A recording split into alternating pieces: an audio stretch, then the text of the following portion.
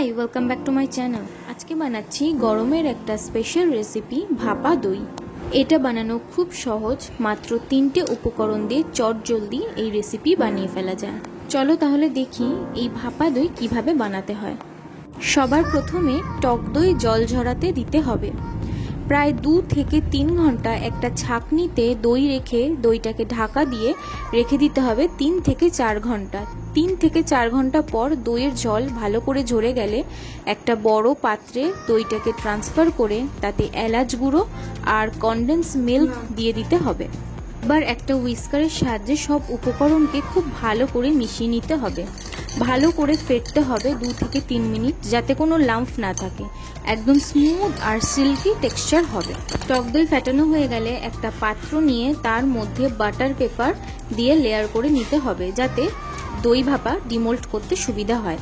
আমি এখানে cake mould ব্যবহার করছি। এর মধ্যে এবার দইয়ের মিক্সচারটা ঢেলে দিয়ে ওপর থেকে একটা স্প্যাচুলা দিয়ে উপরটা সমান করে নিতে হবে। দইয়ের ওপরের সারফেসটা সমান করা হয়ে গেলে একটা অ্যালুমিনিয়াম ফয়েল দিয়ে ভালো করে দইয়ের পাত্রটাকে কভার করে দিতে হবে, যাতে ভাপানোর সময় কোনো রকমভাবে জল ভেতরে না ঢুকতে পারে। দই ভাপানোর জন্য একটা কড়াইতে বেশ খানিকটা জল দিয়ে কড়াইয়ের ভেতর একটা স্ট্যান্ড বসিয়ে তার উপরে দইয়ের বাটিটা রেখে ঢাকা দিয়ে 20 মিনিট মতন স্টিম করতে হবে। স্টিম করার সময় গ্যাসের ফ্লেমটা লো রাখতে হবে। এই দই ভাপা 20 মিনিটের মধ্যেই তৈরি হয়ে যাবে।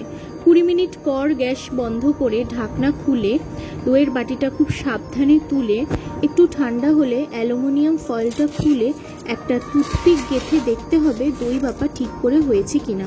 টুথপিক যদি পরিষ্কারভাবে বের হয়ে আসে আর হাত দিয়ে ওপরে এরকম টাচ করলে হাতে যদি দই ভাপা না লেগে যায়, তবে বুঝতে হবে একদম পারফেক্ট হয়েছে। এরপর ফ্রিজে 2 ঘন্টা রেখে ছুরি দিয়ে সাইডটাকে এরকমভাবে ছাড়িয়ে নিয়ে দই ভাপাটাকে ডিমোল্ড করব। এরপর একটা প্লেটের সাহায্যে ঠিক যেরকম কেক আনমোল্ড করতে হয় এরকমভাবে আনমোল্ড করতে হবে। এরপর ওপর থেকে নিজেদের ইচ্ছা মতন ড্রাই ফ্রুটস দিয়ে ডেকোরেশন করে ঠান্ডা ঠান্ডা পরিবেশন করুন। এই দই ভাপা একদম চিজ কেকের মতন খেতে লাগে। এটা একটা অসাধারণ ডেজার্ট। ছুরি দিয়ে কেকের মতন পিস করে ঠান্ডা সার্ভ করুন। এই রেসিপিটা আমার বাড়ির সকলের ভীষণ পছন্দ হয়েছিল। তোমরাও বাড়িতে এই রেসিপিটা ট্রাই করে জানাও তোমাদের কেমন লাগলো। এটা বানানো কিন্তু খুব সহজ আর ঝামেলাও অনেক কম। Subscribe to my channel. Also don't forget to like, comment and share. Thanks for watching.